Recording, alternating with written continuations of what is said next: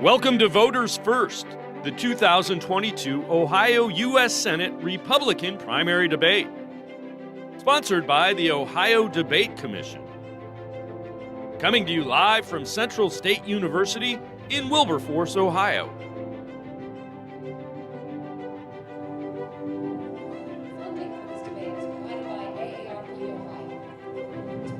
Possible by the following organizations: the Shar and Chuck Fowler Family Foundation, the Cleveland Foundation, the George Gund Foundation, and the John S. and James L. Knight Foundation, the Murray and Agnes Season Good Government Foundation, Tecovas Foundation, City Club of Cleveland, and the Ohio Association of Broadcasters. Hello, and on behalf of the Ohio Debate Commission, welcome to Voters First, the 2022 Ohio U.S. Senate Republican primary debate. I'm Karen Kassler, Chief of the Ohio Public Radio and Television State House News Bureau. We are coming to you live from the Paul Robeson Cultural and Performing Arts Center on the campus of Central State University in Wilberforce, Ohio. Joining me on stage are the Republican contenders hoping to fill the seat left vacant by retiring U.S. Senator Rob Portman. The candidates facing off in the Republican primary election are J.D. Vance, Mike Gibbons, Jane Timken, Josh Mandel, Mark Bukita, Matt Dolan, and Neil Patel. Thank you all for joining us. The participants were selected in accordance with the guidelines of the Ohio Debate Commission, a coalition of state news organizations, universities, and civic groups whose mission is to create better debates for better elections. The format and rules for this debate were agreed to by all of the candidates. The participants will have 30 seconds for opening remarks, and then questioning will begin. You will each have 90 seconds to answer, followed by a 30-second rebuttal at my discretion. Not every candidate will answer every question. Questions for today's debate come from residents around the state who submitted them to the Ohio Debate Commission and from news that's come up in recent days. We remind the live audience here to mute your phones and refrain from applause, making noise, or attempting to participate or influence the debate. No photography or recording is allowed. A random drawing determined the order of opening remarks and questions, as well as the positions on stage. And with that, let's get started. Jane Timken, you have 30 seconds for your opening statement. Good evening. I'm Jane Timken. I'm running to be your next United States Senator to fight for the America First agenda. I'm a mom on a mission, ready to take our country back, to fight for American jobs, border security, and parents' rights in education. We've got a lot of show horses in this race, but I'm the workhorse who will lead with grit and grace. President Trump asked me to take over the Republican Party, and I delivered Ohio for President Trump, just like I'm going to deliver for Ohio families. I will always put Ohio first and America first. Neil Patel, you're up next. I'm Neil Patel, and I'm thankful to my parents and Almighty God to brought me in this world. And I'm really thankful to Ohioan and Mother America to give me bread, butter, and my family. Now, my time to serve our state and our country.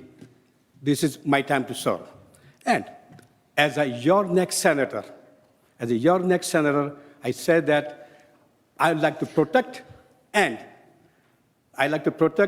secure our Constitution. Thank you. Mike Gibbons, your opening statement. I'm Mike Gibbons, and I'm a businessman, not a politician. I'm a constitutional conservative without apology. If you have any doubts about my conservatism, I've been endorsed by Rand Paul, and that should allay your fears. I was born on the top of a double house in the inner city of Cleveland, and when we made it big, we moved to Parma. 3 decades ago, I started a business with a desk and a phone in Cleveland, Ohio, and I've achieved my American dream. I want to make sure your kids and your grandkids achieve that same American dream. Josh Mandel, your opening statement. My name is Josh Mandel. I'm running for the United States Senate for 3 main reasons.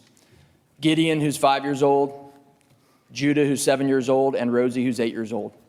This ain't about us anymore, ladies and gents. This is about saving our country for my kids, for your kids, and for your grandkids. The radical left, the secular left, they are trying to destroy America. And right now, what we need in Washington to defeat the secular left, to defeat the radical left, to defeat Biden and Schumer and Pelosi and save this country for our kids and grandkids is fighters. I am a Marine. I am a fighter. Mark Bukita, your opening statement. Hi, I'm Mark Bukita. I'd like to be your next U.S. Senator. I'm a successful entrepreneur and business person. I've created over 2,300 jobs for Ohioans. more than all my Senate opponents combined. Why am I doing this? I'm doing this because I believe our country is in peril, and I've got 2 grandchildren, and I do not want the American dream taken from them. And so I want to go to Washington to fight for my grandchildren, but also your children, your grandchildren, and your great-grandchildren. Thank you. J.D. Vance, your opening statement. Yeah, first I'd like to ask the fellow candidates up here, please don't comment on my wife this evening. I don't want to have a Will Smith situation at tonight's debate. I'm J.D. Vance. I'm running for Senate for the basic idea that our country is a disaster. Food and energy prices are skyrocketing. Joe Biden's about to blunder us into a war with Russia, and our border is a total crisis zone. And what you'll hear, unfortunately, too much is too many slogans and too many talking points from politicians. I hope what you hear from me tonight is substance, actual ideas for how to solve these problems, and enough respect for you to talk to you like you're not an idiot, which is unfortunately what too many politicians refuse to do. Matt Dolan, your opening statement. From the start, my campaign has been about Ohio. I know who I'm fighting for, and I know what I'm fighting for. I'm fighting for your security, your international security, your national and border security, your neighborhood security, and your financial security. And a week ago tonight, when I raised my hand, we also realized that I am the only one going to Washington looking forward to take on the crisis caused by the Biden administration and to submit Republican conservative ideas for tomorrow's possibilities. Thank you all. Now we move on to questions. And you'll all answer this question. You'll all have 90 seconds to answer, and we'll start with Jane Timken. I want to start with an issue about which we received more questions than any other, so I'll ask this question in a way that represents many of them. It's about the 2020 election. There were more than 60 lawsuits filed by former President Trump and his supporters challenging the validity of the election, all in states that he lost. None of the cases were judged to have merit. Many were tossed out by federal judges who had been appointed by President Trump. Claims that in some states more votes were cast than the number of registered voters have been examined and found to be false. With those facts established, do you still claim the 2020 election was stolen? And if so, can you cite specific verifiable facts? And Jane Timken, starting with you. There's no doubt in my mind there were irregularities and fraud in the 2020 election. When I was chair of the Ohio Republican Party, I worked with the Trump campaign and recruited over 300 attorneys and poll observers to be on the ground to watch what the Democrats were doing to our election. That's how I delivered Ohio for President Trump. And in fact, I caught a Democrat operative and a congressional candidate pushing ballot harvesting, and I referred that person to the Attorney General. There's nothing more important than election integrity. And as I said, there's lots of people who talk about election integrity. I'm the one that actually did it. And I'm proud that I delivered Ohio for President Trump by more than 8 points. It's because I put in the work to make sure we had a safe and secure election. Neil Patel, you have 90 seconds. The 2020 presidency election, I said it was stolen. I was exactly campaigning for President Trump across Ohio in 2020. And I see actually by 11 p.m. I went to the bed the election night. I thought the president would be winning. Next morning I wake up, everything was changed. I got surprised. And I said, my God. And then we slowly but surely we're finding out, even like Georgia, 100,000, 90,000 people voted, even not even ballot. Some of them totally across the United States, almost, I can say, more than 300,000 registered voters, then ballot cast out. That's exactly, I got heartbreaking. I thought, what's going on with this election fraud across the Ohio, Virginia, Pennsylvania, and then Arizona, all the state. I think that was stolen. And that's when I can say that to you. Thank you very much.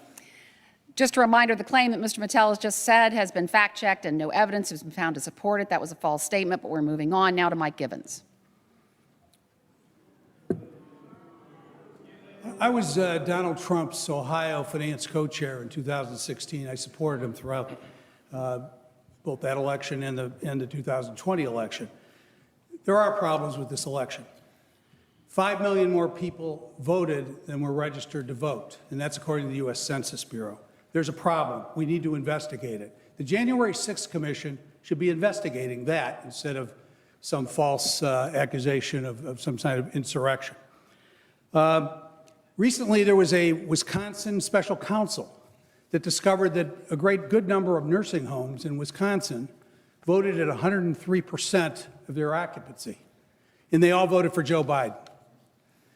We're going to have to investigate these things. But even beyond the numbers, the fact that Hunter Biden's laptop was suppressed for virtually anybody to find out, it's been estimated that 1 out of every 6 voters would have changed their vote if they knew that somehow President Biden was implicated in some of the scandals that are outlined in that laptop. We've got to have fair elections. We need to make it easy to vote and hard to cheat. And again, the claim that Mr. Gibbons just made about more ballots cast than registered voters has been fact-checked and no evidence has been found to support it. We're moving on. Josh Mandel. You have 90 seconds, Josh Mandel. We've been having these debates all over the state. We've had a lot of candidate forums, and repeatedly, over and over and over with all of us on stage, there's only one candidate up here who has the courage to say what I'm about to say. And every time I say it, the liberal media gets triggered. And every time I say it, the squishy rhino Republicans like Mitt Romney and Adam Kinzinger, they get triggered too. But I want to say it very clearly for all the rhinos out there and all the media elites out there. The 2020 election was stolen from Donald J. Trump. It was stolen in a variety of different ways. Ballot harvesting in places like Philadelphia, in places like Pittsburgh, in places like Detroit, Michigan, and Milwaukee, Wisconsin.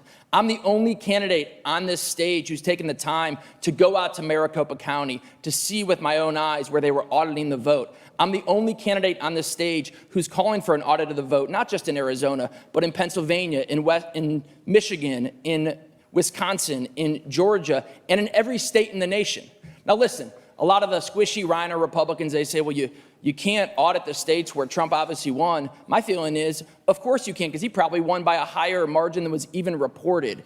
We cannot move on from the 2020 election. We cannot look forward or move forward until 2020 is fully investigated and everyone who cheated in 2020 is prosecuted. Again, several claims Mr. Mandel made have been fact-checked with no evidence found to support them. We're moving on now to Mark Bakita. You have 90 seconds. Can we just stipulate that what I'm going to say is not going to be fact-checked by you? It's your time. So I want to correct something. I've been saying that the election was stolen from Donald Trump since 2 or 3 days after the election. It's on video, it's on Rumble, it's on YouTube. I've got the receipts. This is a problem that we've had in America. We've got Hunter Biden's laptop. We've got a made-up dossier that started, believe it or not, in the Ukraine. We've got whistleblowers who made up conversations about Donald Trump with President Zelensky of Ukraine. And the media continues to say that none of that is true, even though the FBI, in the case of Hunter Biden's laptop, says it is. We have a problem. We've got the greatest country in the world. We live in the greatest state in the world, or we wouldn't be here. And we are part of the greatest political party ever invented by man. And all 3 of those have been hijacked by corrupt leadership. I want to go to Washington and eradicate that kind of thinking, personality, and lack of ethics in Washington, D.C. I guess I don't have to say it since you already said it. There we go. Fact checks. We just saved 15 seconds. J.D. Vance, 90 seconds. Well, first, I want to echo something Mark said. So Josh has this talking point that he's the only person who says that the election was stolen from Donald Trump. Well, Mark just said, and I say it all the time, right? I think the election was stolen from Trump, and specifically, Karen, I understand why you got your job, and you've got to sort of throw out the fact-check wand and hope that it disappears, all the problems that happened in 2020. But let me offer 3 very specific problems in the 2020 election, and I don't think you'll be able to fact-check them because they're actual facts.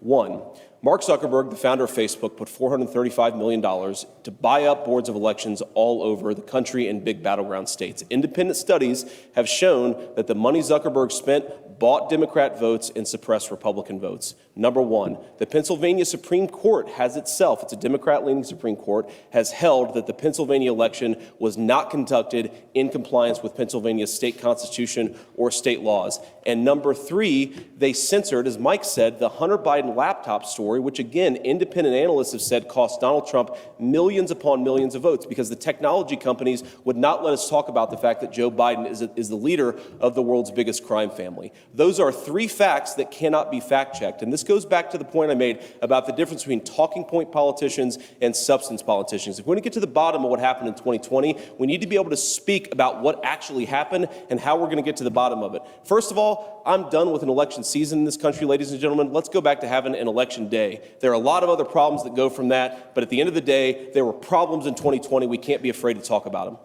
Again, there are a couple statements that have been fact-checked. No evidence found to support them. Let's move on now to Matt Dolan. Which ones, Karen? Let's move on to Matt Dolan. All right, so the lanes are pretty clear here. Let me be very clear. Joe Biden is the legitimate president of the United States. My problem is he's a failed president. And everyone up on this stage wants to go to Washington to look backwards. Well, if you're a family out there fighting inflation, it costs more to put food on your table, it costs more to put gas in your car, that you're worried about your security because we have a party that defunds police. You're worried that our border is wide open and more drugs are coming into this state than ever before. That's what I'm going to Washington to go fight. We need to look forward as Republicans and stop the Biden administration. But then even more so, we need to prepare for the 2024 election and looking forward. And I'm going to go to set an agenda, good conservative policies. Guess what? Some of those policies are the Trump policies that I got done right here in Ohio. If you like less taxes, if you like less regulation, if you like giving parents more ability to choose where their schools go, where their kids can go to school, if you like a government that funds and backs the police, that's what this election is about, looking forward, taking control of Washington, setting an agenda, putting conservative Republican principles in place, and take back this country. All right, we're now moving on to another issue that several people wanted to hear about, your thoughts on the Russian invasion of Ukraine. We have two questions here, and the first one will go to Matt Dolan, Mark Bakita, Neil Patel, and Josh Mandel. Recent Economist YouGov polls showed 58% of Americans think it's a good idea to send Ukraine weapons. Nearly 80% say Ukraine is either an ally or a friend of the United States. Under what circumstances would you support military action against Russia or help Ukraine establish a no-fly zone? Mr. Dolan, we're starting with you. So currently, right now, there would be, based on the information I have, as a U.S. Senator, I'd have more. But currently, there is no condition in which I would put America boots on the ground. I think it's essentially important that we give humanitarian aid and we give military aid for the Ukrainians to fight and defend their own freedoms. Because it's real. It affects us here in Ohio. It just doesn't affect us because of my friends who I've rallied and prayed with, the Ohio Ukrainians. We have real families over there that are suffering. But it's also our national interest. Talk to any farmer, and they know the Ukrainian conflict is going to cause them additional prices above and beyond Biden's inflation. So it is important that the United States be there. The condition of a no-fly zone, again, I would be working with the generals and the intelligence officers to find out whether we can do that in a manner that does not escalate the problem. We have to be sure that we are very clear that we will defend our allies. We will support Ukraine. But also there's China, and they're watching us. And they're paying attention to whether we're going to show weakness or strength. And I believe that by making sure that the Ukrainian people know that we're going to give them the military aid and humanitarian aid, but if China has any thoughts about moving on Taiwan, that there is a difference. We have an obligation with Taiwan, and we'd be there to meet it. Mark Bakita, you have 90 seconds. We're being lied to by everybody about Ukraine, including the media. Putin's lying to us, Zelensky's lying to us, the UN's lying to us, our government's lying to us, our community, our intelligence community is lying to us, and the media is lying the most. I am for sending arms to Ukraine, just like other countries, because this is a humanitarian disaster.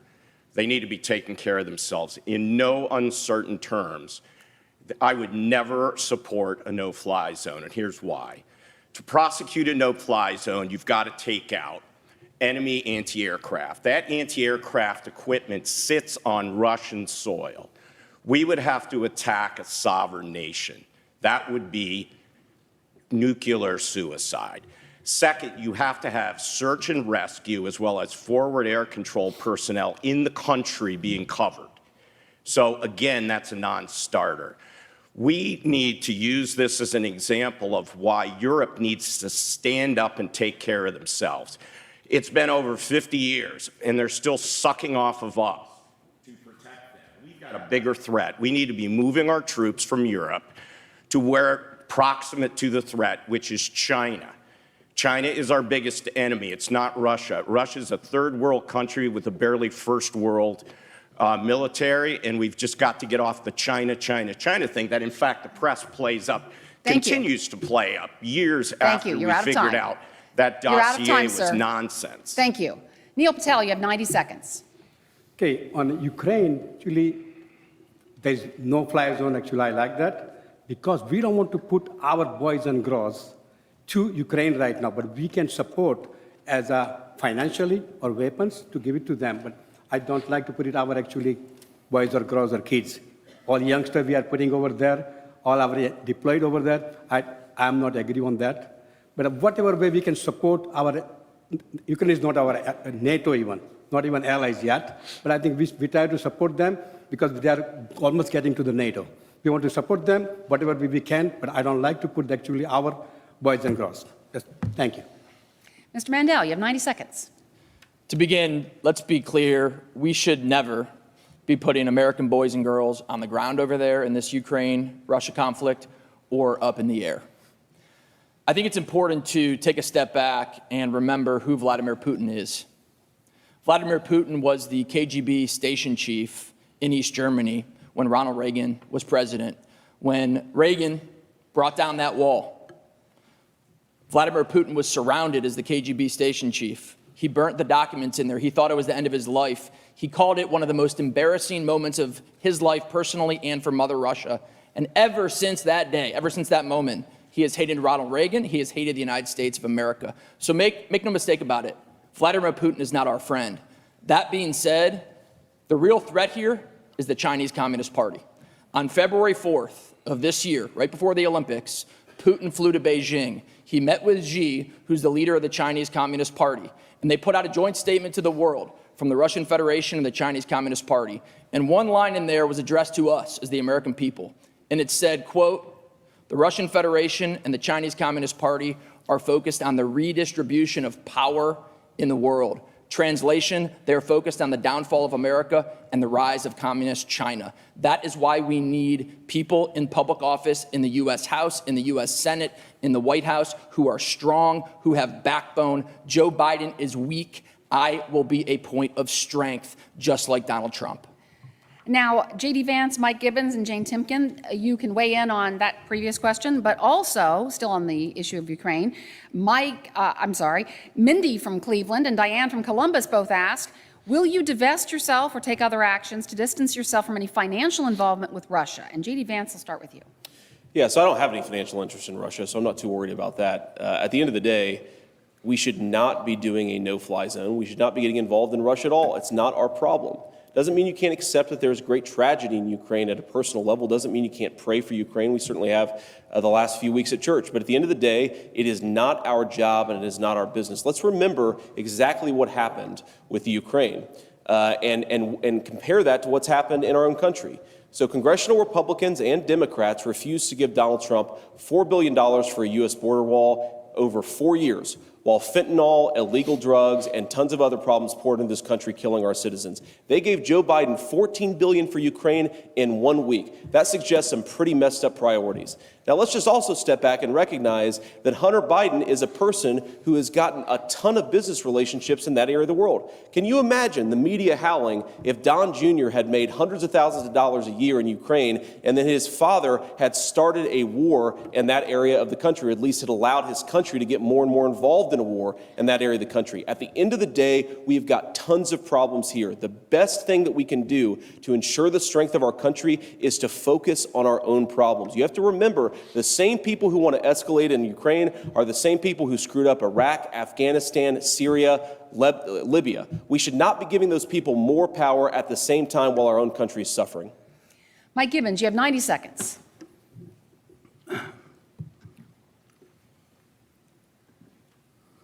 I don't think we should put any boots on the ground, any American boots on the ground in the Ukraine. I don't think there should be any American pilots flying over the Ukraine. And I can tell you, I've got a son who is a Navy pilot. I've got a daughter-in-law who flies at an F-18. I don't want to see them flying over Ukraine. So I'm very much against that. We cannot invoke Article 5, and we have to stay away from a no-fly zone. I also have no investments, personal investments in Russia at all, and I won't have to divest anything. Jane Timken, 90 seconds. Yes. As a mother, watching what's happening in Ukraine breaks my heart.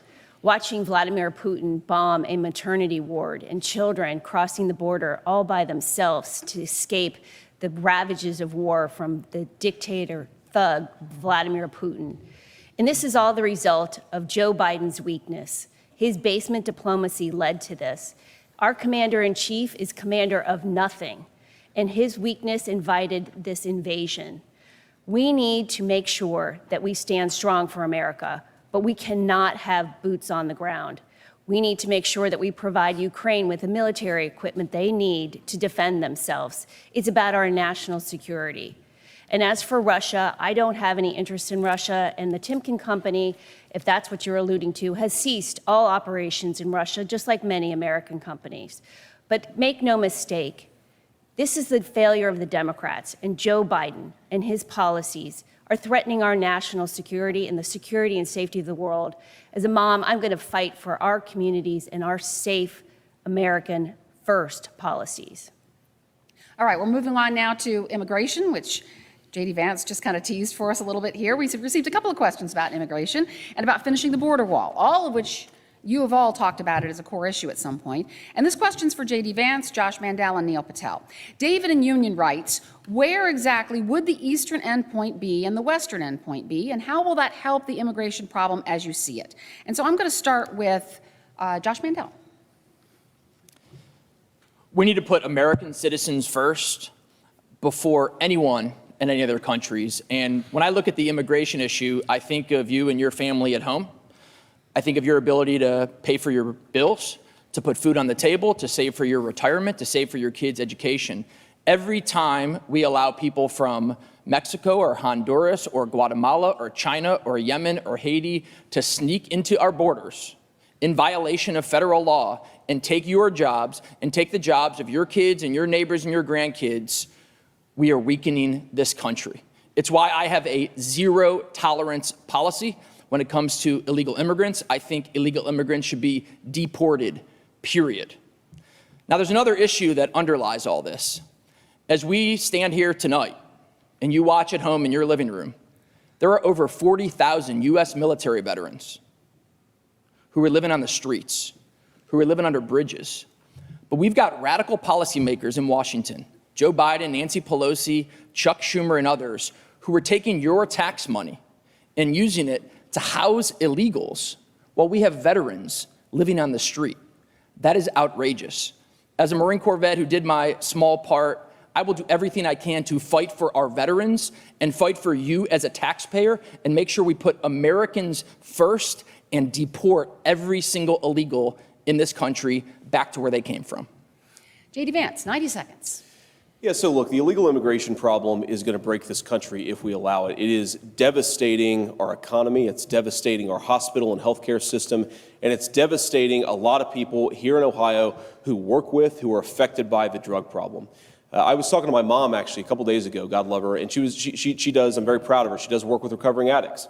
And one thing she was telling me is that when they let people go now, when they release people who are in recovery, they say, do not take the stuff that's on the streets now because it will kill you in a way that what was on the streets 10 years ago just won't. Why is that? Why have we let our entire country become a drug and war zone because of the illegal immigration problem in this country? We need to do three very simple and very basic things. The first is we need to finish Trump's border wall. You said the eastern to the western part. Well, the eastern part should be the Gulf of Mexico and the western part should be San Diego. That's the border that we have with Mexico. That's where we have problems, especially in Arizona right now is where we have big problems with border security. Number two, we need to declare the Mexican drug cartels a terrorist organization because that's exactly what they are, and it allows our military to go to Mexico, to go on our southern border and actually do battle with them. And the final thing that we need to do is stop giving welfare to people who come into this country illegally. A lot of the reason why we have nonstop border crossings is because people know we're a generous country. We always should be a generous country, but that generosity should only extend to the people who have followed our laws, not those who have broken them. And if we get those three things under control, we'll finally start to control that southern border and stop losing so many of our people.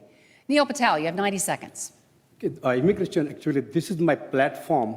What I say is exactly, when our veterans starving, homeless, and we are giving actually foreign people or that's illegal people come to our nation, and we are giving them just like red carpet. Think, when veterans starving, they actually did service for our nation, our country, and they actually just work very hard and they protect us and our countries. Okay, and we are actually charging. Second thing, we have another we have Medicare, and Medicare exactly like when you get elderly people get 67 age, and when we 67, 65, we are giving the supplemental B for Medicaid, $147. They have to still pay that money, and we are taking care of all the illegal people. We should not take care. I went to border in San Antonio to Rio de Grande River, November 13 to 16. I was over there.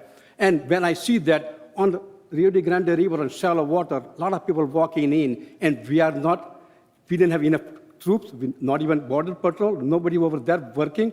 Out of 100 people walk in illegally, there's only 10 people they caught, and that is not right. I think we want to work harder, and we want to make sure, take care of our own people first.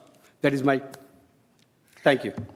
All right, staying on immigration here, I want to ask this question to Mike Gibbons, Matt Dolan, Jane Timken, and Mark Paquita.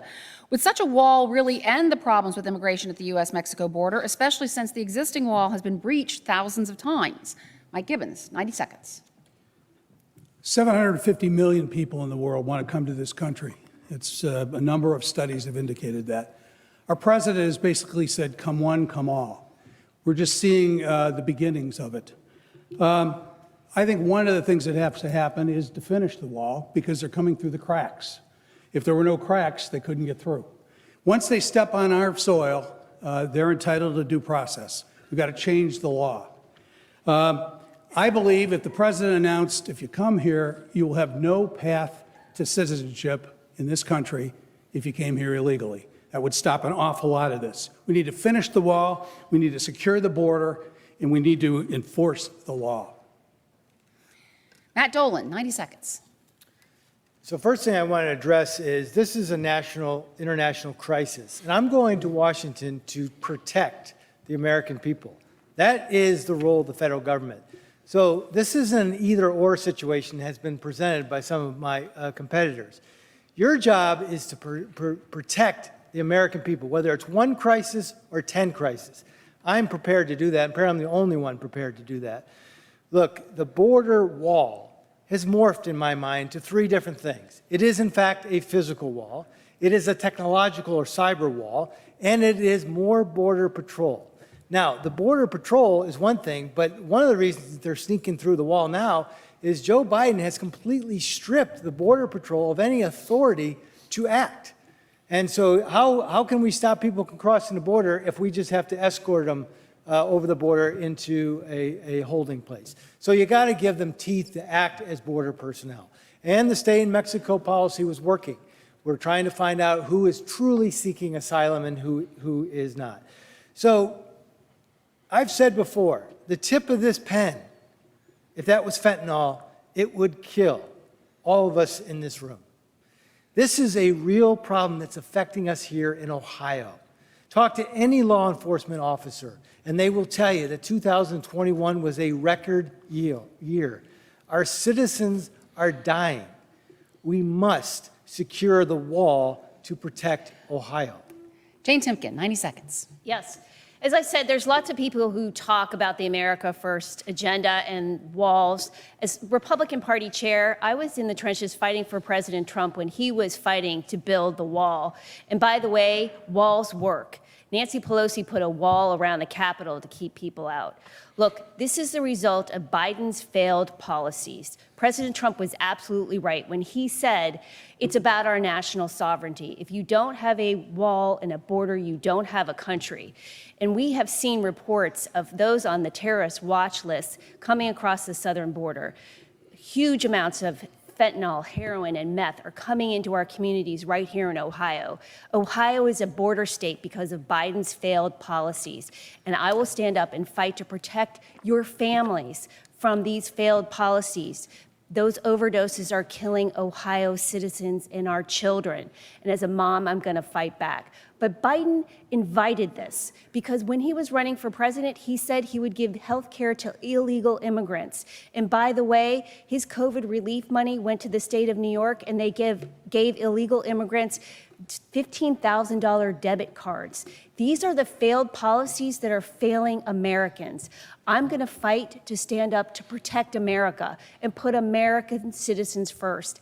It's outrageous to me that COVID lockdowns and mask mandates were enforced on our children so that they had to go to school and wear masks all day long, and COVID policies. Thank you. Our next question is for J.D. Vance, Mark Bakita, and Josh Mandel. Several people wanted to hear about your views on religion and government, especially with the questions about faith that were asked of U.S. Supreme Court nominee Judge Ketanji Brown Jackson. Did you miss me on that question? Nearly all of... Hey, Karen. Did you miss me on that question? Oh, I'm sorry. needs Mark an opportunity Bakita, to answer that last excuse me. Oh, my goodness. They Well, don't now you want got a preview of the next Yeah, question. they don't Go want me ahead. on the- they don't want me on the stage at 90 other seconds, debates. Mr. Mark's going to Bakita. bring the fire on looking out for you, immigration. Mark. They don't want me on the stage at other debates, and now they want to skip my questions. No, This is that's my crazy. fault. So let's talk about the wall and breaching the wall. Here's another example of fake news. The wall that Donald Trump was building was virtually unbreachable. The reason there are breaches is because the wall isn't finished, and our Rob Portman was unwilling to sign for the state of emergency declaration to fund that wall. So that's why I want to go replace Rob Portman, because he's doing a poor job for Ohioans. Donald Trump had illegal immigration across the border down to about 16,000 people a month. We're now at over 200. He did it with the Border Patrol, giving them the tools, the support, the technology to do their job. That's what we need to do. Now, everybody on the stage up here except Neil wants to send our military to the border. We don't have to do that. I just proved it to you. Our Border Patrol is good at doing that. Where do we need to send our troops? We need to get them proximate to the biggest threat, which is China. Matt just said it. Where does that fentanyl come from? That fentanyl comes from China. It's coming through the southern border. We've got to take care of, as Matt said, you've got to be able to think and chew gum at the same time, or talk and chew gum at the same time. We've got to deal with the Chinese threat, and we have to deal with the border. Thank you, and I apologize again for missing you there. So let's move on now. Our next question, as you just heard a little while ago, is for J.D. Vance, Mark Bakita, and Josh Mandel. Several people wanted to hear about your views on religion and government, especially with the questions about faith asked of U.S. Supreme Court nominee Judge Ketanji Brown Jackson. Nearly all of you have talked about your faith. Steve from Blacklick writes, separation of church and state does not exist anywhere in the Constitution. That's what Mr. Mandel has said, he says. And he wants to know how we can trust any of you that you won't violate the Constitution's Article 6 prohibition against religious tests for government officials or First Amendment prohibition against government establishing a religion. So, Mr. Vance, we're going to start with you. Yeah, so first of all, I know the Ohio Debate Commission is committed to fairness in the way that it administers these debates, and I just want to lodge one small complaint. For those of you in the audience who may not be able to see that Josh Mandel has been provided 3 water bottles, and I only have 1. So I want to say that if my performance is inadequate, it's because of the hydration policies of the Ohio Debate Commission. But I mean, look, at the end of the day, one of the great Chief Justices in American history, William Rehnquist, once said that if you ban Christianity or any religion entirely from the public square, you don't create a neutral public square, you create one that's devoted to secular humanism. And that's what we've seen in our schools all across the country. We in theory, have separation of church and state. Yet you will hear, even in Ohio schools right now, that there's no difference between men and women, that there are 52 genders, that you can somehow print money to solve the problems that exist in this country. If that's not a religious belief, then the religious beliefs don't actually exist. That is fundamentally the problem. I really believe, as a person who was raised Christian, stepped away from my faith and came back to it, that the faith of our people is actually an incredible reservoir of strength. We shouldn't hide from it. We shouldn't banish it to some corner of our society. We should accept that people's belief in God is good. It is a reasonable thing, and we shouldn't try to force them to hide from it in the way they do their public duties or in the way they conduct their lives. Mark Pakita, 90 seconds. Thank you. The Founding Fathers, if you read especially the Federalist Papers and then the communication between them as they were forming the country, they talk about the fact that we need to have a Judeo-Christian foundation in our country for it to work. For our constitutional representative republic to work, there's nothing in the Constitution that talks about morals or ethics or character or honesty. It's all about protecting God-given rights, natural rights that flow from God to man, that are protected by the Constitution, not given to us by the Constitution, not given to us by government, not given to us by man or woman, but given to us by God. If you can't talk about God, then you can't talk about our country, our form of government. They said it was a requirement to have those lines on the road to keep us on the highway in terms of managing this great experiment. On top of that, they often talk to each other about how thankful they were and how important it was to have good wives and strong families, along with a faith commitment as well as community organizations. These are all the things the left wants to blow up on us. We need to put them back together, and we need to be proud about it. Josh Mandel, you have 90 seconds. Let me start off by applauding Mark and applauding JD. I think both of them were very eloquent in their answer on this question, and I echo everything that Mark had to say and everything JD had to say as well. Our nation, our republic, was founded on a bedrock of Judeo-Christian values. Not Muslim values, not atheism, but Judeo-Christian values.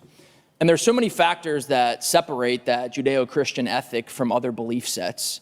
But one of the main differentiating factors is our acknowledgement of good versus evil and our willingness to fight. And when I say our, mine, yours watching at home, everyone in this auditorium tonight, our willingness to fight for good over evil. And ladies and gents, there's a lot of evil out there right now. Yes, in the world, but in this country right now. Biden, Pelosi, Schumer, the liberal media, the secular left, they're trying to take God out of all aspects of society. We got to be going the other direction. Rather than watering down on that Judeo-Christian bedrock, we should be doubling down. We should be instilling faith in the classroom, in the workplace, and everywhere in society. We are a country, we are a nation, we are a republic that grew strong based on a freedom of religion, not a freedom from religion, and we need to embrace that Judeo-Christian foundation of America. Thank you. Let's move on now to a question based on news that's been coming out for the last few days. We'll ask this one of Matt Dolan, Mike Gibbons, Jane Timken, and Neil Patel.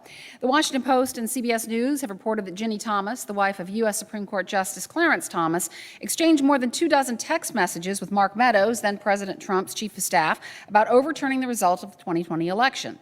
Given this information, should Justice Thomas recuse himself from cases about January 6th or the 2020 election? And would you feel the same way if the political parties in the situation were switched? Matt Dolan. 90 seconds. Sure. Well, I haven't seen any of the emails, so I don't, I know what the Washington Post and others are purporting that they say, but I haven't seen them. So that's a decision that the litigants and the Supreme Court justice are going to have to make.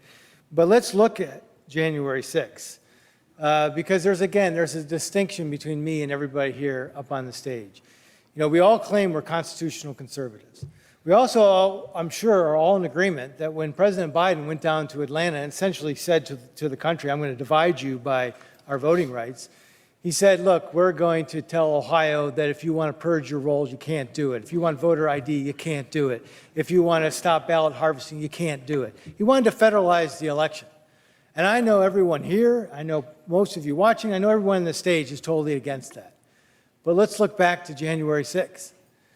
You know, I'm running for the U.S. Senate. I'm going to be a member of the federal government. If any of these other folks win, they're going to be a member of the federal government.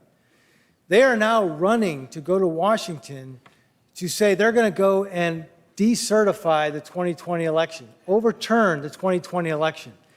That is in direct violation of the Constitution that we just heard so eloquently described by people earlier.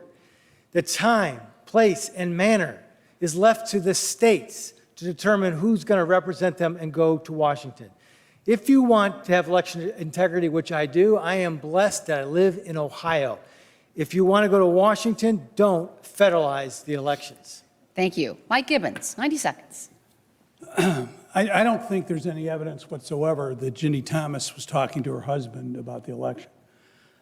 She stated many times in the past, long before the election, that they don't talk about each other's business. I don't think there's any reason for him to step down or to recuse himself in any way because of that. I don't think questioning and trying to find a legal way of overturning the election is in any way treasonous or even slightly illegal. I think every time a lawyer goes into their office every day, they're trying to figure out how to do something legally. If there was a reason to overturn it, if the evidence was there, I've got to believe that if it was discovered that this was a faulty election, if there was evidence sitting there that apparently the courts refused to even investigate, I believe that there would have been some recourse and some possibility of overturning that. If they didn't have that legal means of doing it, they wouldn't have done it. The idea that Donald Trump foisted some fraud on our country because he didn't actually believe that this election was stolen and therefore committed fraud is ridiculous. And they're going to have a very difficult time proving that. That seems to be the route they're going right now. So no, I don't think that Justice Thomas should back off at all on any decisions relating to the January 6th case. Jane Timken, 90 seconds. Justice Clarence Thomas should not recuse himself. This is an example of the Democrats putting pressure on a sitting Supreme Court justice. His wife had separate opinions than Judge Clarence Thomas. He is able to do his job and adjudicate the cases before him, and it's up to Clarence Thomas to decide whether to recuse himself or not. Look, we saw and witnessed a Supreme Court nominee by Joe Biden unable to answer the question as to how to define a woman. It, to me, shows that she's so beholden to the woke left that she won't even answer this question. And again, this is an example of the left's attempt to erase women and allow for transgendered men to compete against women in sports. I'm going to speak out against this. As a woman and a mom of a daughter and a former college athlete, we need to stand up for women and fight for women's rights. This is an example of the Democrats attacking a Supreme Court justice, and we know why. They want to control the court. And I stood with President Trump when he appointed constitutionalists, pro-life judges to the Supreme Court, like Kavanaugh and Gorsuch and Barrett, because they'll stand up for our America First policies, just like I will stand up for your America First. Neil Patel, you have 90 seconds. About the Clarence Thomas, see, whatever he's doing, actually presidents should let him do that. Because January 6th, whatever they're talking about it, think it's not going to be changed anymore now, president. Because you already, January 6th, when we pass, it's not going to be changed. President is still going to be there next for 2 more years, even whatever the left. Okay? That's why actually whatever actually he decide in Clarence Thomas, they should put him on and just let him decide that. Okay, and I want to just say something else about it.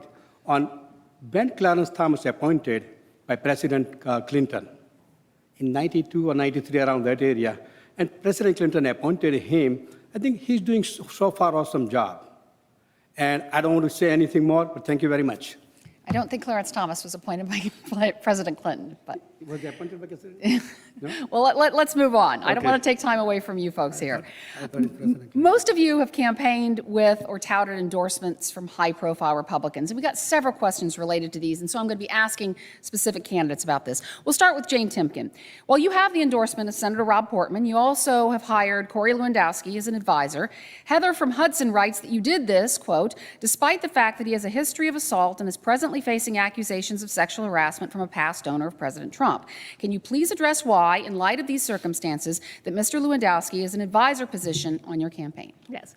Well, as you know, I have the endorsement of Senator Rob Portman, and I'm the only candidate on this stage that President Trump has endorsed when I became chair of the Ohio Republican Party. Look, there's a lot of candidates who talk about being America first and fighting for President Trump. I'm the one that actually did it. As I said, there's lots of show horses. I'm the workhorse. And Corey Lewandowski knows that I've been in the trenches fighting for the America first policies, defending President Trump and his agenda because they were working for Ohio families when we had a booming economy, record low unemployment, a secure border, and energy independence. Those are the things that I've been fighting for. And I put 150,000 miles in my car traveling around Ohio, talking to Ohio's families, businesses, farmers, because those policies were working. I saw a lot of things when I was traveling Ohio on those bus tours, recruiting campaign workers, standing up and defending President Trump. I did not see Josh Mandel, J.D. Vance, or Mike Gibbons. Mr. Mandel, you have touted the endorsement of U.S. Representative Madison Cawthorn, who has called the president of Ukraine a thug, and General Michael Flynn, who has promoted various conspiracy theories, including that COVID is being used by elites to control the world. Why would you promote endorsements from Cawthorn and Flynn? Well, first of all, let me start off by saying I think the question you asked Jane is unfair. I've known Corey Lewandowski for a long time, and I think he was a force for good in electing President Trump. He had the guts to be out there when so many other people in our party wouldn't, and he was really at the pointed tip of the spear in helping to elect President Trump. And so I just want to defend Jane on that and say I think that was a very unfair question. And Corey Lewandowski chose to endorse Jane, but that doesn't make him a bad person. And whatever he's dealing. Because he knows I'm the best candidate, Josh. Yeah. Long story short, he was there at the beginning for President Trump. Now listen, I'm proud to have the endorsement of General Flynn. I'm proud to have the endorsement of Madison as well. General Flynn is the people's general. Besides for Donald Trump, there is no one that the radical left, that the liberal media, that the fake news, that the squishy establishment Republicans went after with more force than General Michael Flynn. I am proud to have his endorsement. I am hopeful that he'll come here to Ohio to campaign for me. And I think we need more General Flynns leading our country. And the same thing with Madison. We may not agree on all of the issues, but in the totality of the America First movement of putting you as American citizens, we the people first, heck yeah, I'm proud to have his endorsement. Mr. Vance, you've touted the endorsement of Georgia U.S. Representative Marjorie Taylor Greene, who spoke at a white nationalist conference recently, has repeated claims from the Kremlin that there are Nazis in Ukraine, and has said she agrees that the president of Ukraine is a thug and corrupt. Why would you promote an endorsement from Taylor Greene? Well, look, first of all, Marjorie endorsed me. She's a friend of mine. She's a patriot. And I also think it's funny because all these guys, their negative attack ads against me say that I don't like Donald Trump. And of course, I did say some negative things about Donald Trump 6 years ago. But if I was anti-Trump, then his strongest advocate in Congress would not be behind me. And I'm proud to have her support. This highlights something, Karen, that I really don't like that the media does, and they do it to Republicans, of course, they never do it to Democrats, which is they play this guilt by association game where they get us to stab our friends in the back, and then we wonder why the left always wins, even though we sometimes win elections because we're constantly stabbing our friends in the back. The accusation against Marjorie is pretty simple, that she appeared at a conference where somebody said something bad. And I asked, did she say something bad at the conference? I actually watched her remarks. I agreed with nearly every word that she said. I hate this about politics. I was raised by my mamaw. She's a great woman. She's from southeastern Kentucky. She called us hillbillies growing up. And she told us that the thing that mattered more than anything, was loyalty. There's no business in the world that asks you to stab your friends in the back like politics. I absolutely refuse to do it to Marjorie Taylor Greene. She is my friend, and she did nothing wrong. She said nothing wrong, and I'm absolutely not going to throw her under the bus or anybody else who's a friend of mine. Mr. Gibbons, as you mentioned at the outset, you've touted the endorsement of U.S. Senator Rand Paul, who's called Dr. Anthony Fauci a menace and opposed humanitarian aid to Ukraine. Why would you promote an endorsement from Paul? Well, first of all, I've gotten to know Rand Paul very well over the last few years, and I'm not sure whether a lot of these endorsers get to know people that they endorse. But Rand Paul and I agree on pretty much everything. Not everything, but pretty much everything. You know, this country's broke. And he seems to be the only one that wants to talk about it. We have inflation that's raging. He's the only one that seems to have any answers about how to fix that. Now, I studied economics in undergrad. I studied economics in graduate school. I taught economics at the graduate school level. Wouldn't it be great to send a senator to Washington that actually understands how our economy works? Rand Paul is one of the more popular Republican senators, certainly. But what he said about Dr. Fauci is absolutely true. Dr. Fauci lied to Congress. Dr. Fauci... Let's let Mr. Gibbons finish, Dr. please. Fauci should be fired and probably prosecuted. And I think it's time that we get somebody going to Washington that will fight with Rand Paul, and that's what I am, a fighter. And I will go to Washington, and we'll get those kinds of things done.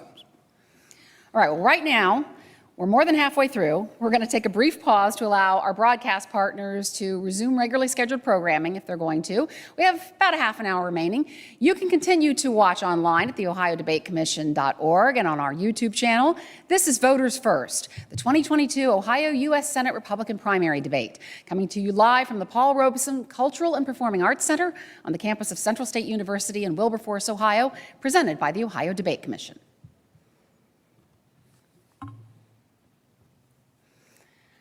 All right, we are back now to continue on our debate.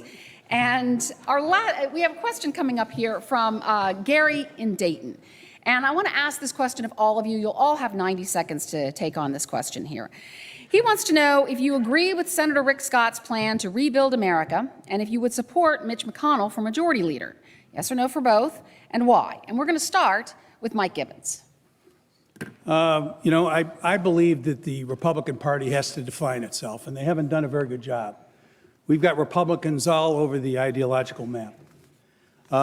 This was a great first draft on trying to set some of the things that we all believe in, and the people that don't believe them probably shouldn't be Republicans. There's some things I disagree with in there, and I think those things can change, but we need to determine what this party is all about. And what was the second part of the question? Senator Rick Scott's plan to rebuild America and Mitch McConnell for Majority Leader. Yes. Well, I don't know who's running for Majority Leader, and I assume it will be Majority Leader. And I'll determine that when I get there. But I can tell you, you already know, Rand Paul endorsed me. There's 2 senators from Kentucky. Mitch McConnell didn't. All right. J.D. Vance, you have 90 seconds. I'm sorry. Yeah, J.D. Vance, you have 90 seconds. Okay.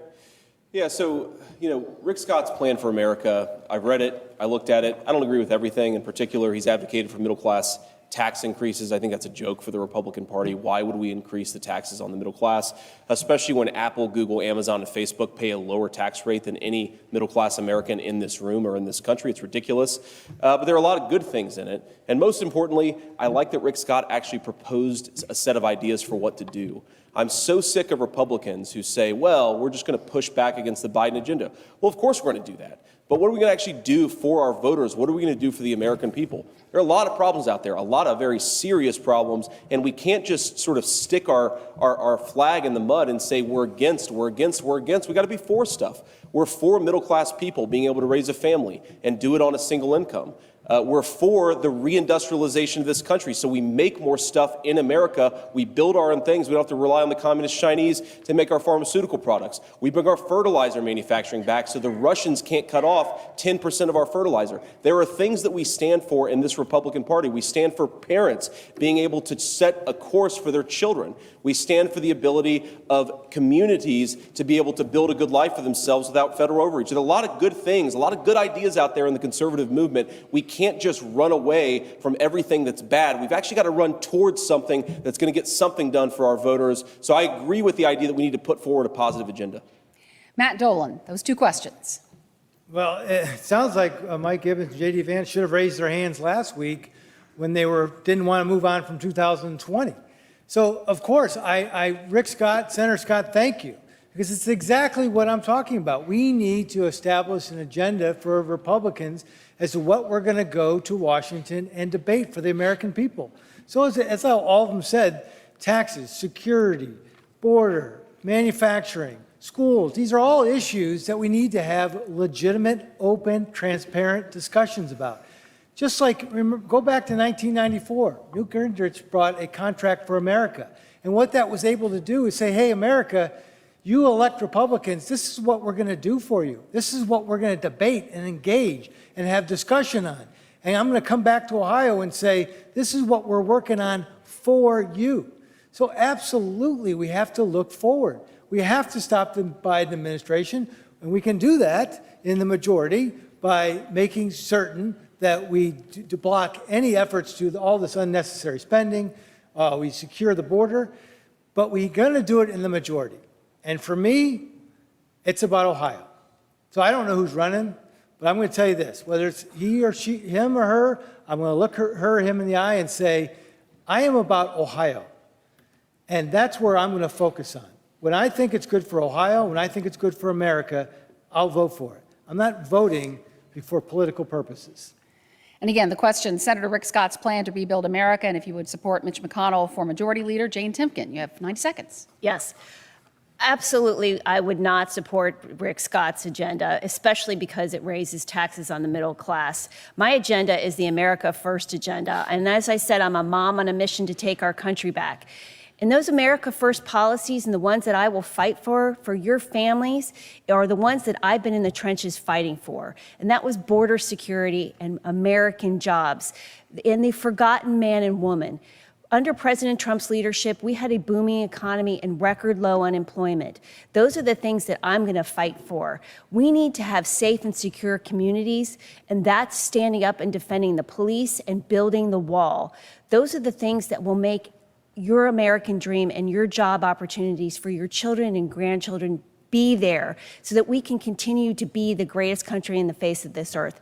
The Democrats are threatening the future of our country, and I'm going to fight to make sure that we still have our country. There can be no longer the issue that the Democrats are going to take our country and turn it into a ditch. I'm going to fight to make sure they're not indoctrinating our children, and make sure that you have the security and future for your children and grandchildren. As for the next majority leader, I'm going to stand up and vote for someone who I believe will fight for America. And we need leaders who are going to have a backbone that put Ohio and America first. That will be my test as to who is the best leader, and no more playing Lucy with the football because the Democrats do that constantly. Thank you. Josh Mandel, 90 seconds.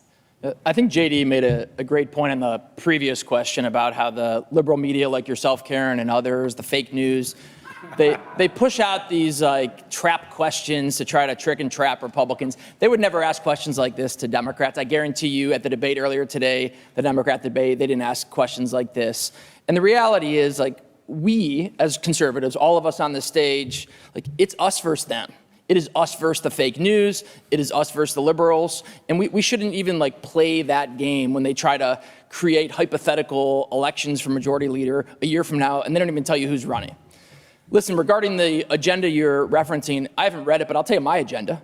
First, bring down gas prices for everyone sitting at home watching. Biden, by shutting down the XL pipeline, by stopping oil and gas drilling in America, by having us rely on Russia and China and Iran. That's nuts. We should be drilling for oil and gas in America to bring down the price at the pump for our families. Stop the reckless spending in Washington. You know, when I was state treasurer, I took the entire state of Ohio's checkbook. I put it online. I said the taxpayers have a right to know how the tax money's being spent. And by doing that, we brought transparency and we cut the state budget. I'm going to do the same thing in Washington. Bring transparency, cut the federal budget. If we can wind down that spending, we can reverse inflation, and the cost of buying a gallon of milk or a loaf of bread or meat at the grocery store, it won't cost as much. And so those are the kind of things on my agenda. Those are the things I'll be focusing on. And I want to focus on things that impact your life and your family, Thank you. not these esoteric hypothetical questions that the fake news makes up to try to trap Republicans. Thank you. Neil Patel, you have 90 seconds.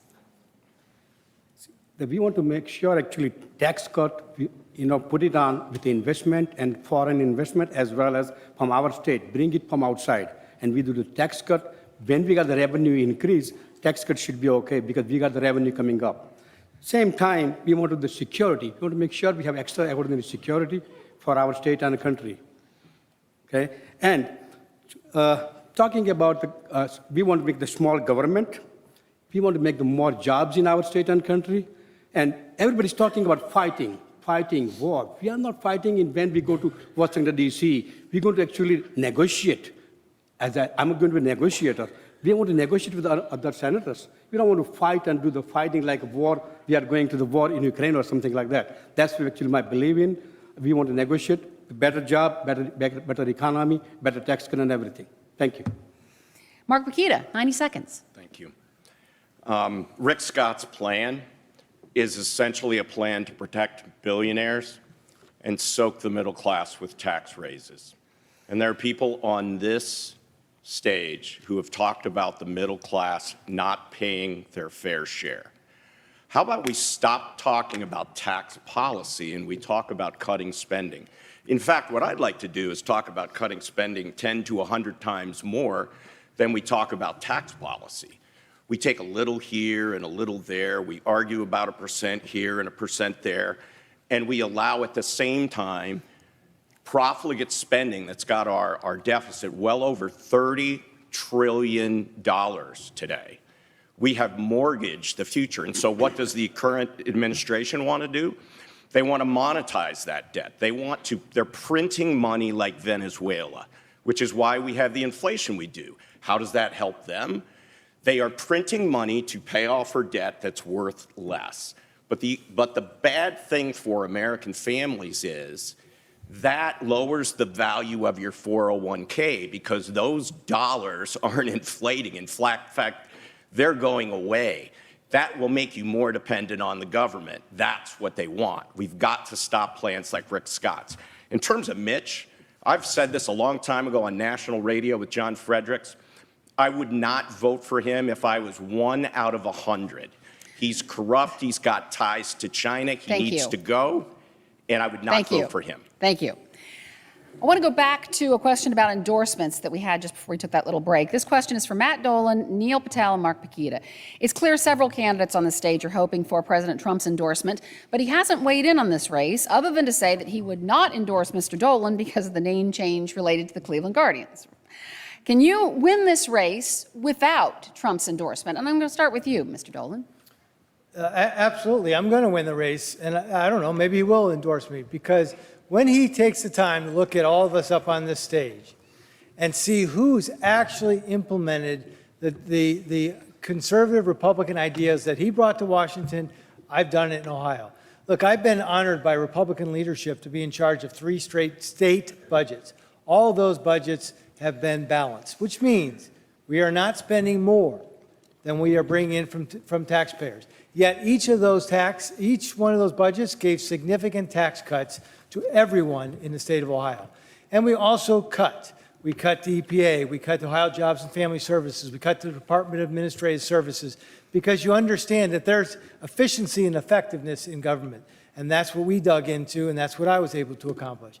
But if you look at the police, we funded them. If you look at regulations, in Ohio, we were the first ones to bring, the 6th state to bring in Trump's 2-for-1 regulation relief. So we're not strangling Ohio businesses. So when you look to what this election's about, it's about you, Ohio. And I'm the only one that's fighting for you. There are people up on the stage who are literally fighting for one vote, and that person doesn't even vote in Ohio. And that concern for that one vote doesn't end on Election Day. My responsibility is to be the senator from Ohio for Ohio. And I know that when I go there, I have the right experience, I have the conservative results. Thank you. That will return Ohio to what Thank we were you. like under the Trump administration. Thank you. Neil Patel, 90 seconds.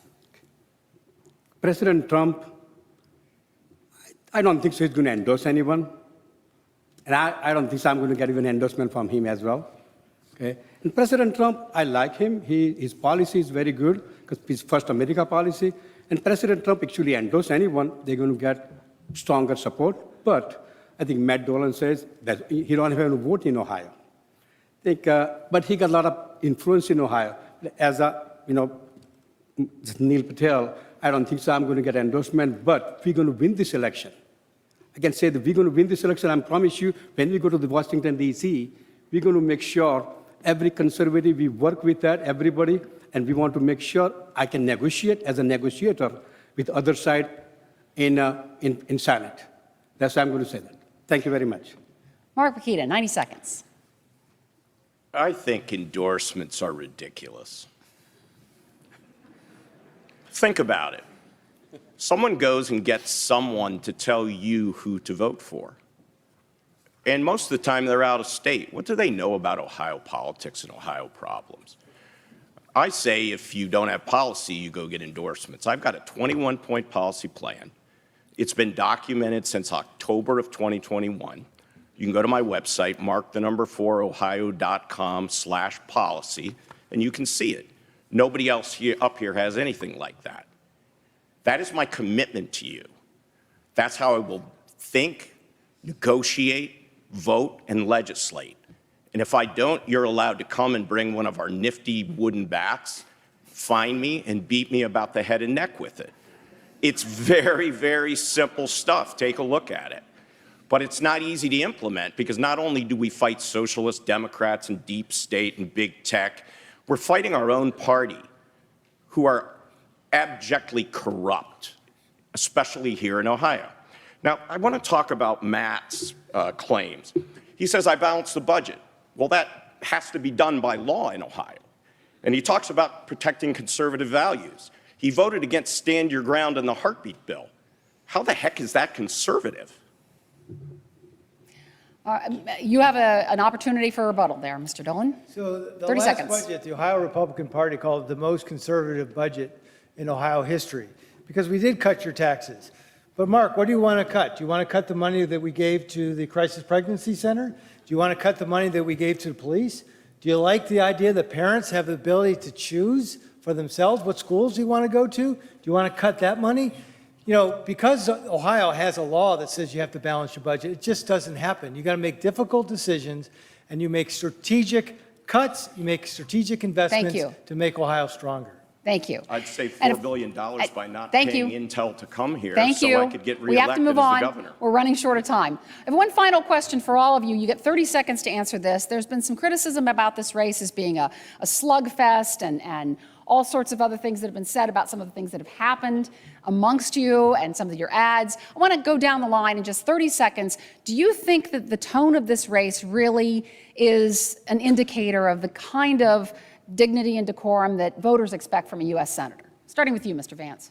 Look, I think if you can't take the heat, get out of the kitchen. At the end of the day, politics is a rough and tumble business. I think some of the accusations have been ridiculous. These people know that I supported Trump in 2020. They know that Don Jr., the president's son, has come out and said that their attacks on me are ridiculous, and he said I'm 100% America first. So yeah, I think some of the attacks are ridiculous. But look, that's the nature of politics, and if you can't take attacks from other people, push back on them and actually stand your ground, you're sure as heck not going to stand up to Chuck Schumer when you get to Washington, D.C.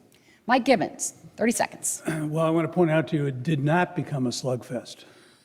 There were no punches thrown. Rhetorical, maybe. You know, I found myself in first place in the polls, and there's some people up on stage here that have never been in second place in the polls. I understand that. You know, you're gonna attack. I'm used to it by now. I've been beaten up pretty much every day of the last 3 or 4 weeks. We got to move on. Sorry. Jane Timken. We all know, we watched the Freedom Works debate where Mike Gibbons and Josh Mandel displayed childish behavior. That's not unacceptable in a U.S. Senate race. Look, as I said, there's a lot of show horses. They're all talk. They talk about now J.D. Vance supports President Trump. But if he had his way, Hillary Clinton would have been president in 2016. I'm the candidate with the grit and grace to get things done. We need someone who is going to roll up their sleeves and work for Ohio and the American people. Thank you. Josh Mandel, 30 seconds. I'm a fighter, and I'm never going to apologize for being a fighter. When I go to Washington, I will be unafraid. I'll be unafraid to take on Schumer, Pelosi, and Biden, but at the same time, I'll be unafraid to take on the Republican Party bosses. And for me, it's not just talk. I've actually done it. In Columbus, when Rhino John Kasich was trying to do Obamacare Medicaid expansion, was trying to do Common Core, I led the charge to take on John Kasich. I will do the same thing in Washington against these weak Republicans there as well. Thank you. Mark Bakita, 30 seconds. Dignity, decorum, that's the last thing we need right now. We got to fix problems. I want to save this country for my grandchildren and your children, grandchildren, great-grandchildren. This is astounding to me. We have people here up on the stage who have showed us exactly who they are. And they're going to put on their costume and their makeup and campaign. They're going to get to Washington potentially, and they're going to get there and they're going to screw us like usual. And we're going to say, wow, how did that happen? We can't, we've got to have a zero tolerance policy. Thank you. Matt Dolan. So the difference between campaigning and actually engaging in public policy, this is a campaign. This is theater. These are people acting to be able to get one person's endorsement. I'm the only one on this stage who has gone and produced results. You know what, though, folks? You don't have to do it by destroying the other side's character. You can be strong and tough, and I have been. In fact, you know, I've been 32 years a lawyer, and one of my first cases after the end of it, the opposing counsel came up to me after I won it and said, Matt, you are the nicest, meanest guy I've ever dealt with. Thank you. It can be done. Thank you. Neil Patel, 30 seconds. I'm the only candidate get endorsement from Almighty God. That is the best endorsement I got. And I can say that I'm the only candidate visited more than all 88 counties more than twice.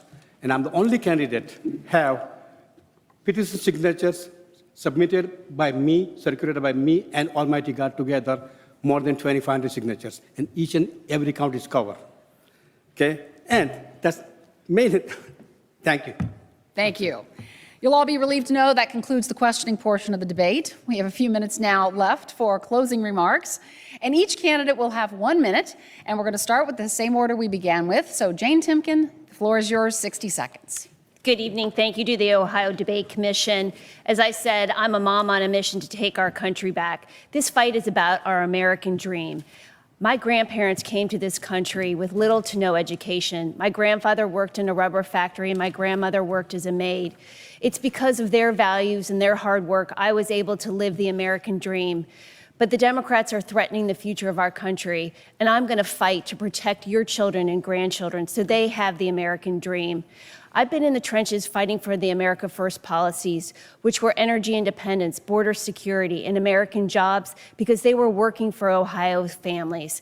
I will always be putting Ohio first, and I will always stand up for our God-given constitutional rights, our First Amendment freedom of religion, our First Amendment freedom of speech. I will always stand up for life and protect the unborn. I'm in this fight for you. I hope you join me. I'm Jane Timken, and I will always put Ohio first. Neil Patel, 60 seconds for your closing remarks. I'm Neil Patel. I'm asking you for your May 3rd election vote for U.S. Senate. I hope my life motto is faith, freedom, and service. Faith in God, freedom, service.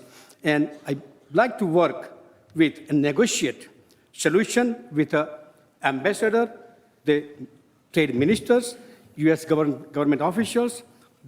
I have worked with multiple international companies to get the job done and created jobs for Ohio and West Virginia.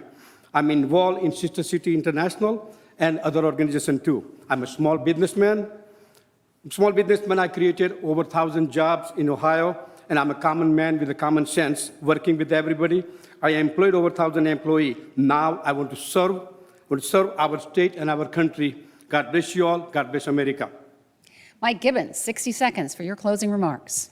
I'm Mike Gibbons, and I'm a businessman, not a politician. I'm a constitutional conservative without apology. I believe 2022 is going to be one of the most important elections in our lifetime. And I don't believe that we can entrust our nation's future to career politicians, party insiders, or people that put their finger in the air when they want to find out what they're going to say next. I believe in America and the America First agenda. I believe in the sanctity of human life and the right to keep and bear arms. I back the blue, and I believe in law and order. I believe a nation without borders is no nation at all. I believe in peace through strength. I believe in liberty, personal responsibility, and America still the land of hope. I believe America is the greatest country in the history of the world. And I believe, most importantly, that I believe our rights come from Almighty God and not from government. I'm Mike Gibbons, and I'm running for the U.S. Senate. Josh Mandel, 1 minute, 60 seconds for your closing remarks. Usually in these closing remarks, they want you to give a summary of all your positions, but this debate and these questions by the moderator and the fake news, it's a great illustration of how out of touch the media is with conservatives and the Trump America First base. Not one question about protecting life, not one question about protecting the Second Amendment. So let me talk about how passionate I am on those two issues. We must do everything we can to protect life, from conception to natural death. I will do everything I can in the U.S. Senate to stop abortion. I was the first statewide official in Ohio to have the courage to be for the heartbeat bill. I took on John Kasich. I took on the squishy rhino Republicans in Columbus. I led the charge to protect the unborn.